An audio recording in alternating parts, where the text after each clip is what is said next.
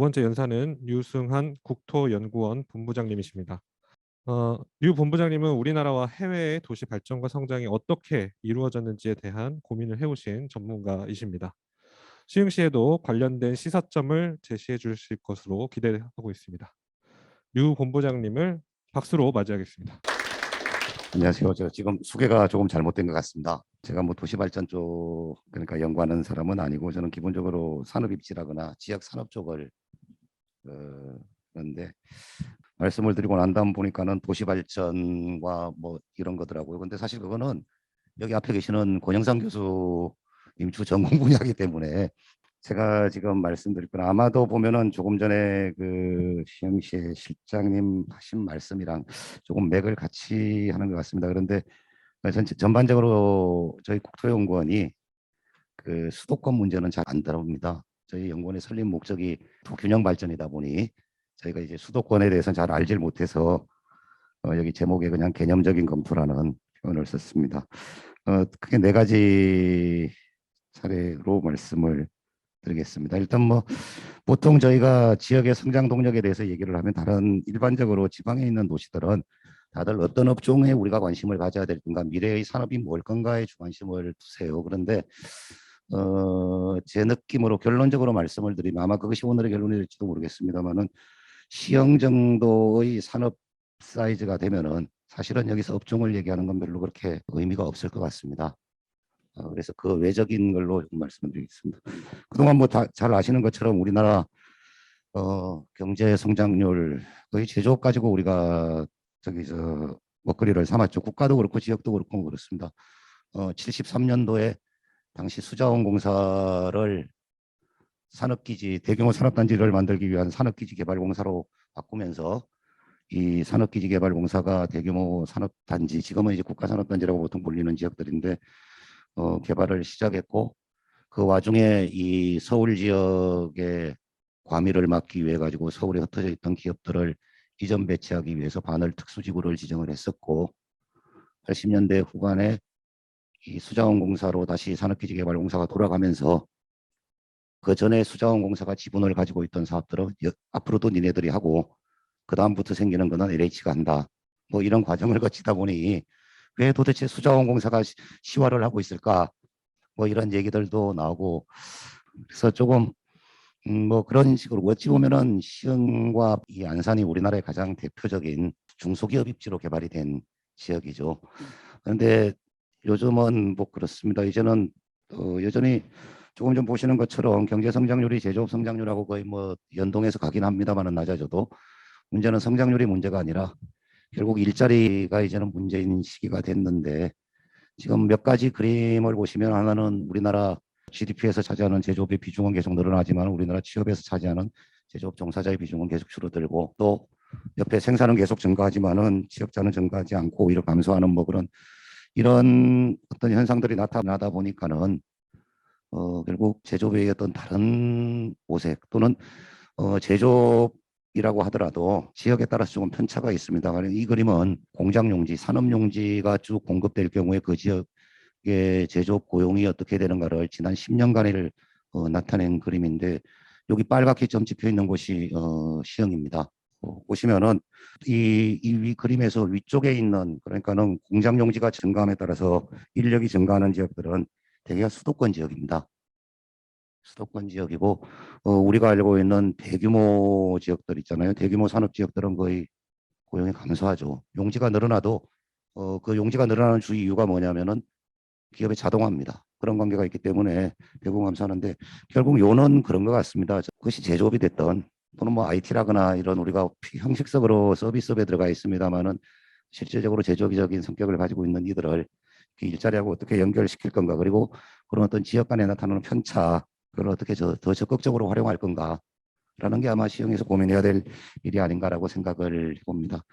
그래서 요즘은 업종에 대한 이야기를 하지 않고 다들 무슨 지역 경쟁력에 대해서 얘기들을 많이 하는데 그중에 뭐 여러 가지가 있습니다만은 제가 볼 때 제일 마음에 드는 그림이어서 그냥 그 지역 산업의 미래를 얘기하면서 앞으로 결국은 핵심이 되는 것은 혁신 역량과 더불어서 그러니까는 과학적 기술적인 어떤 경쟁력 이런 혁신 역량과 더불어서 변화에 적응할 수 있고 충격을 극복할 수 있는 회복력 이게 자연과학적인 회복력은 아니죠. 자연과학적 회복력은 균형으로 돌아가는 힘인데 변화에 적응하는 힘으로서의 어떤 회복력이 중요할 거다라 여기 얘기를 하고 있고 이와 관련해서 가장 많이들 이야기하는 게 결국 혁신에서 기업 내부적으로 이루는 혁신은 공공정책의 한계가 있죠. 그래서 혁신 쪽에 지역의 혁신 역량과 관련해서 가장 중요한 것 중에 하나는 외부 환경에 어떻게 개방적으로 적응할 수 있을 건가라는 부분일 거라고 봅니다. 보통 시흥처럼 시흥이나 안산도 그렇고요. 특히 우리 창원이라거나 지방에 있는 대규모 산업도시들도 이렇게 오래되다 보면은 자신들이 가장 잘 한다라고 생각을 합니다. 가령 시흥이나 안성 같은 경우에 대한민국 전체의 제조업의 그 기저를 이루는 지역이기 때문에 스스로 어떤 생각들을 많이 하냐면 우리가 가장 훌륭하다라는 생각을 하고 내 기업이 과거에 이런 경험을 통해서 성장했다라고 생각을 하기 때문에 또 심지어는 자치단체의 장께서도 우리의 경제 발전이 그동안 토지 개발이나 이런 걸 통해서 이루어졌기 때문에 라는 어떤 과거에 대한 신념 때문에 예상외로 외부의 그 변화에 대해서 쉽게 알아보지 못하는 경우들이 많습니다. 조금 전에 이제 자료를 읽어보니까 토론 요지에도 그 오일로 핀란드 오일로 말씀이 있으시던데 대개 그런 지역들이 급격한 쇠퇴를 경험할 때는 외부의 어떤 시그널을 받아들이는 장치가 없기 때문에 그렇습니다. 그래서 아마도 제가 볼 때는 대학이라고 하는 존재가요. 그런 점에서는 정말 탁월합니다. 대학이라고 하는 존재가 어떤 외부의 그 정보를 받아들여 가지고 이거를 지역으로 보내는 데는 굉장히 탁월한 능력이 있기 때문에 뭔가 역할을 할 수 있을 것이다라고 생각을 하고 충격에 대한 회복력은 뭐 굉장히 여러 가지가 있습니다. 굉장히 여러 가지가 있겠지만은 결국 제일 중요한 거는 두 가지라고 보는데 하나는 산업 구조가 다각화되어 있느냐. 뭐 다 아시는 거죠. 특정 산업에 집중되어 있는 지역들은 특정한 충격에 굉장히 민감하게 반응한다라는 거 당연한 이야기일 거고 또 하나는 이런 회복력을 결정하는 게 결국은 인재들아 사람들의 개개인들이 가지고 있는 인력의 회복력이더라라는 이야기입니다. 그러니까는 핀란드 그 오홀로가 거의 노키아가 지역 경제의 대부분을 점유하고 있는 그런 상황이었습니다만은 그럼에도 노키아가 떠났을 때도 망하지 않고 다시 새로운 산업으로 성장할 수 있었던 것은 거기에 일하는 근로자들의 회복력이 가장 중요했다라는 얘기들이 있습니다. 그러니까 그들이 그만큼 범용적인 스킬을 가지고 있는 것이죠. 그리고 그런 세부적인 것들을 설명하기 위해서 뭐 지금 그림에 보시는 것처럼 여러 이야기들이 있습니다만은 아까 아마 기조 실장님 말씀하신 거하고 맥을 같이 하는 것 같습니다. 어떤 혁신을 구성하는 요소들, 기업이라거나 혁신 자산 뭐 이런 것들이 있겠습니다만은 그런 자산 못지않게 중요한 게 이들 간에 네트워킹 시켜서 이거를 원활하게 돌아갈 수 있도록 만들어주는 그런 메커니즘이 동시에 있어야 된다. 즉 하드웨어와 소프트웨어 및 그 우리가 흔히 조직웨어라고 얘기하는 오거웨어라고 하는 것들이 결합이 돼야 된다라는 이야기입니다. 그리고 이런 관점에서 제가 시형을 한번 대략 봤습니다. 오늘이 또 시흥시의 회의이다 보니까는 일반적으로 볼 수 있는 통계들은 그냥 생략하고 몇 가지 제가 느꼈던 것만 말씀드리겠습니다. 시흥이 그냥 흔히 생각할 때는 이게 산업도시잖아요. 산업도시라는 게 가장 많이 보이는 특징이 뭐냐면은 여기서 일하는 사람은 많은데 여기 사는 사람은 적다라는 건데 시흥의 경우에는 지금 보시면은 조금 상황이 다릅니다. 2010년하고 2020년을 비교해 보더라도요. 그 거주자가 더 많습니다. 2010년에 전체적으로는 거주자가 근로자보다 작았는데 지금 현재 2020년에는 그게 훌쩍 올라왔고 특히 청년층이 압도적으로 높은데 이게 제조업 도시에서는 일반적으로 생각할 수 없는 양상입니다. 아마도 제가 볼 때는 시흥이 가지고 있는 교통 접근성하고 상대적으로 서울시보다 저렴한 집가가 영향을 미친 결과가 아닌가. 그래서 청년들이 서울과의 관계 속에서 비교적 쉽게 택할 수 있는 입지 중에 하나가 아니었나 그런 게 아마 영향을 미친 것 같습니다. 그러나 그럼에도 불구하고 거주 중심성이 굉장히 높아진다라는 것은 지역의 입장에서는 이 지역이 산업 도시에서 조금 더 다운화된 도시로 나갈 수 있는 물꼬를 보여준다는 점에서는 의미가 있다라고 봅니다. 그리고 전체 인구에서도 보면은 저희가 뭐 청년을 정의하는 기준들은 굉장히 많습니다만은 청년 기본법에서 보통 보는 게 19세 법으로 정한 것은 19세에서 34세입니다. 기존에 15세에서부터 보는 거는 우리나라 학생들이 고등교육기관에 지나가는 상황에서 썩 의미가 없고 19세에서 34세를 기준으로 본다라면은 시흥의 경우에 전국에서 차지하는 비중도 증가했지만은 지역 내의 인구 구성에서 청년 비중도 증가했습니다. 이 얘기는 도시가 점점 젊어진다는 얘기죠. 예상외로 수도권의 다른 도시들하고 비교해 보셔도 그건 차이가 좀 있습니다. 가령 화성 같은 지역들 우리나라에서 산업 부문에서는 가장 대규모로 성장한 도시고 인구가 급작스럽게 성장한 도시입니다만은 화성은 보면은 상대적으로 젊어지지 않습니다.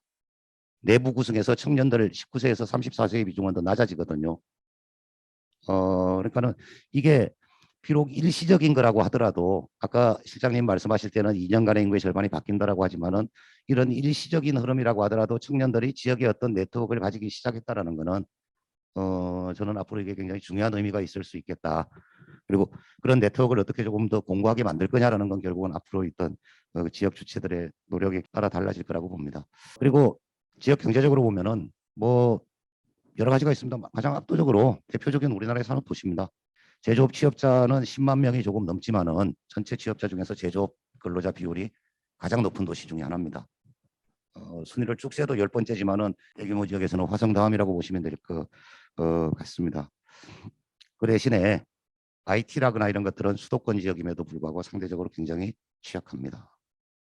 그리고 이 업종 구성은 결국은 지역 경제가 앞으로 나가는 어떤 역량에서 중요한 것 중에 하나가 다각화, 특정 산업에 편중되지 않은 것인데 물론 이 추세선은 통계적으로 유의하지는 않습니다만은 대략 그려지는 추세선과 거의 유사한 정도를 보시는 걸 알 수가 있습니다. 그러니까 굉장히 다각화된 산업 구조를 가지고 있다. 제조업 안에서도 그런 의미일 것이고 뭐 현실적으로 그럴 수밖에 없다고 하는 것이 여기 시흥과 안산이 앞서 말씀드린 것처럼 우리나라 제조업 클러스터 전체를 서브하는 지역이다 보니 뭐 이런 결과가 나왔다고 봅니다.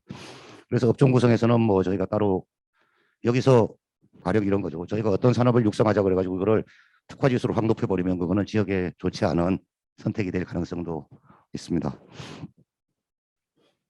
그런데 이제 문제는 아까 일반적인 청년들하고 조금 상황이 다른 게 제조업의 일자리를 가지고 보지 않습니까? 제조업의 일자리를 가지고 보시면은 이 세로가 뭐냐면 제조업 전체 일자리 변화인데 분명히 시흥시가 0에서 위로 올라가 있죠. 제조업 전체 일자리는 굉장히 많이 늘었습니다. 시흥도 많이 늘었지만은 청년은 X축인데요. 청년들의 취업자는 변동이 없습니다. 10년간 보면은 31명이 감소했더라고요. 뭐 31명에서 그래프에서 보이진 않겠습니다만은 자, 이 원인이 뭐냐라는 게 결국은 이 배경에 뭐가 있느냐라는 거, 그다음에 이걸 어떻게 치유할 건가라는 게 결국 앞으로의 숙제가 될 거라고 봅니다. 그리고 앞서 말씀드린 것처럼 시흥이 산업용지가 공급되면서 전체 취업자가 늘어났지 않습니까? 그런데 커다란 동그라미 빨간색으로 있는 저기가 시흥인데 역시 뭐 그런 상황이다. 그리고 이 부분은 시흥만의 문제가 아니라 우리나라 모든 지역, 수도권 지역도 그렇습니다. 수도권의 다른 지역들도 마찬가지라고 보시면 될 것 같습니다. 그리고 취업자가 아니라 우리 청년 사업자를 한번 봤습니다. 근데 이건 통계적인 문제 때문에 저희가 19에서 35세를 끊지 못하고 34세를 끊지 못하고 이거는 39살까지의 사업자입니다. 그러니까 청년 사업가라고 칭해서 청년 사업가의 비중이 어떤가라는 부분을 봤는데 이거는 연속선으로 보여드린 건 그게 아니고요. 이 앞쪽에 나전 쪽이 비교적 청년들에게 인기가 있는 지역입니다. 굉장히 여기 서울의 강남, 마포, 대전, 서구, 세종, 송파, 서초, 수영 뭐 쭉 해서 있는 지역들, 부산 해운대까지가 청년들이라거나 창업 활동이 청년 창업이 비교적 활발한 지역들입니다. 신생 지역들이죠. 그래서 보시는 것처럼 막대의 높이는 굉장히 낮습니다. 그런데 오래되고 대규모로 되어 있는 집들은 보시면은 청년 사업가의 비중도 낮습니다. 이거는 청년 취업자만 낮은 게 아니라 청년 사업가도 이 지역에 잘 들어오지 않는다라는 얘기거든요. 근데 뭐 여기 시흥이라거나 화성이라거나 하는데 청년 사업가를 못 들어오게 하지는 않겠죠. 들어오지 못하게 막는 법은 없을 터인데 아마도 제가 짐작한 데는 청년들이 하는 사업, 특히 제조업이라고만 보더라도 이들은 대규모 기업이 아닐 가능성이 높습니다. 시작한 지 얼마 안 된 창업을 한 지 얼마 안 된 기업일 가능성이 높고 지역이 그들 소규모의 창업 기업들이나 기술 창업 기업들에게 적절한 기반을 제공하지 못했을 가능성이 높다라고 봅니다.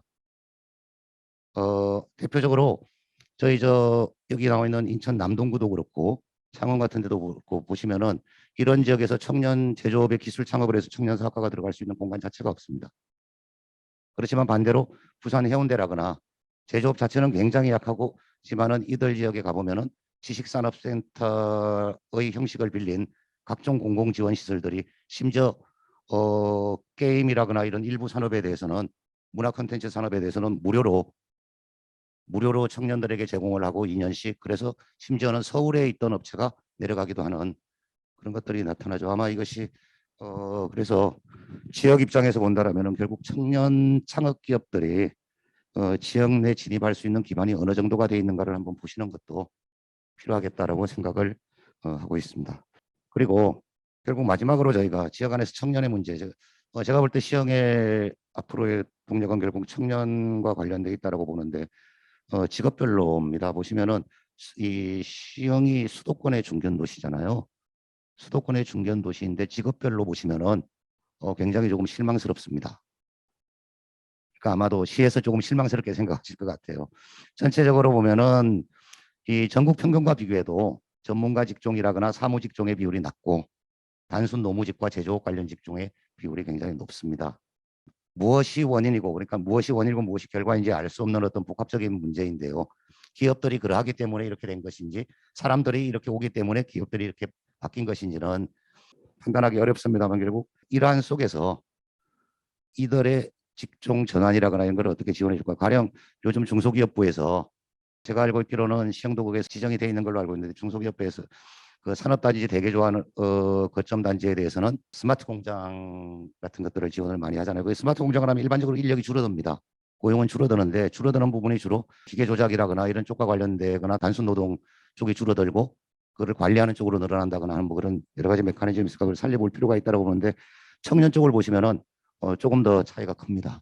아마도 제가 짐작컨대 청년들이 여기에 안착해서 계속 있고 싶어하는 직업이 이 지역 안에서 공급되지 않을 가능성이 있다라고 봅니다. 보시면은 조금 전에 이 전체 연령 평균에 비해서 청년들의 그 차이가 생각보다 훨씬 더 크게 나타나고 있고 이게 무엇하고 비교를 해보시면 되냐면은 다른 건 놔두고요. 안산하고 비교해 보시면 지역의 어떤 조금 더 청년 친화적인 접근이 필요할 거다라는 것을 아실 수 있다라고 봅니다. 왜냐하면 안산하고는 차이가 없어야 정상이거든요. 오히려 안산보다 더 직종 구성에서 더 유리한 여건을 가지고 있어야 되는데도 불구하고 실제로 조금 차이가 있죠. 물론 뭐 단순 노무라거나 이런 부분들이 더 훌륭한 더 나쁘다라고 얘기를 할 수는 없습니다만 일반적으로 지역에서 기대하는 그런 쪽의 직종을 보시면은 그걸 어떻게 조금 더 이것을 개편할 거냐라는 것을 결국은 이런 업종 구조나 직종은 기업의 선택 결과이기 때문에 이거를 지역에서 개입할 수는 없습니다. 얘기할 수 있는 것은 기업들이 그러한 방향으로 선택할 수 있도록 지역에서 기반을 닦아주는 게 핵심일 거라고 보이고 시흥시 발전에서 가장 핵심이 되는 것은 뭐 R&D라거나 이런 기업 내부에 이루어지는 활동에 대해서는 뭐 기업들이 알아서 할 수 있죠. 이 정도 규모가 되면 기업들이 알아갑니다.